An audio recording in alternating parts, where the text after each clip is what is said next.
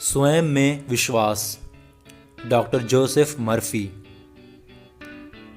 आपके अवचेतन मन की शक्ति के बेस्ट सेलिंग लेखक।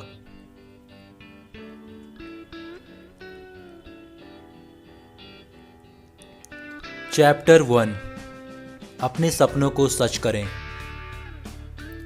बाइबल में जोसेफ का मतलब है अनुशासित या नियंत्रित कल्पना।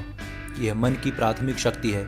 इसमें आपके विचारों को प्रक्षेपित करने और वस्त्र पहनाने की शक्ति है, यानी इसमें आपके विचारों को संसार के पर्दे पर साकार या प्रकट करने की शक्ति है। इज़राइल जोसेफ से प्रेम करता था। इज़राइल आध्यात्मिक दृष्टि से जागृत मनुष्य है जो नियंत्रित कल्पना की शक्ति जानता है। इसे उसकी वृद्धावस्था का पुत्र कहा जाता है। पुत्र का मतलब है अभिव्यक्ति।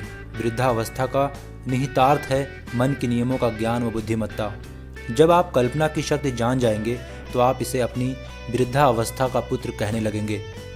उम्र का संबंध बरस गुजरने से नहीं है। इसका संबंध दरअसल आप में बुद्धिमत्ता और दैवीय ज्ञान के उदय से है। कल्पना वह शक्तिशाली औजार है जिसका इस्तेमाल महान वैज्ञानिकों, कलाकारों, भौतिक शास्त्रियों, आविष्कारकों, वास्तुविदों और आध्यात्मिक लोगों ने किया है। जब संसार ने कहा यह असंभव है, इसे नहीं किया जा सकता, तो कल्पनाशील व्यक्ति ने कहा यह हो चुका है।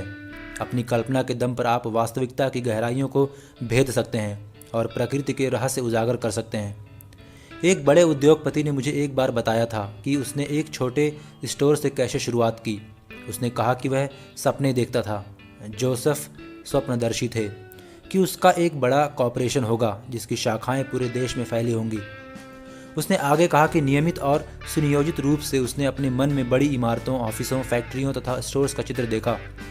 वह जानता था कि मन की कमियागिरी के जरिए वह ऐसा धागा बुन लेगा जिससे उसके सपनों को वस्त्र पहनाए जाएं, यानी वे साकार हो जाएं। वह समृद्ध बनने लगा। आकर्षण के शाश्वत नियम द्वारा वह विचारों, कर्मचारियों, मित्रों, पैसों और अपने लक्ष्य की पूर्ति के लिए आवश्यक हर चीज़ अपनी ओर आकर्षित करने लगा। उसने सचमुच अपनी कल्पना का अभ्यास किया और उसे विकसित किया। वह अपने मन में इन मानसिक सांचों के साथ तब तक जिया जब तक कि कल्पना ने उन्हें आकार के वस्त्र नहीं पहना दिए।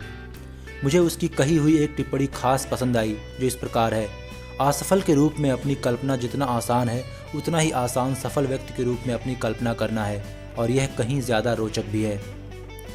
जोसेफ एक स्वप्नदर्शी हैं और सपने देखने वाले हैं। इसका मतलब है कि उनके मन में दृश्य, चित्र और लक्ष्य हैं। वे जानते हैं कि एक सृजनात्मक शक्ति उनके मानसिक चित्रों पर प्रतिक्रिया करती है।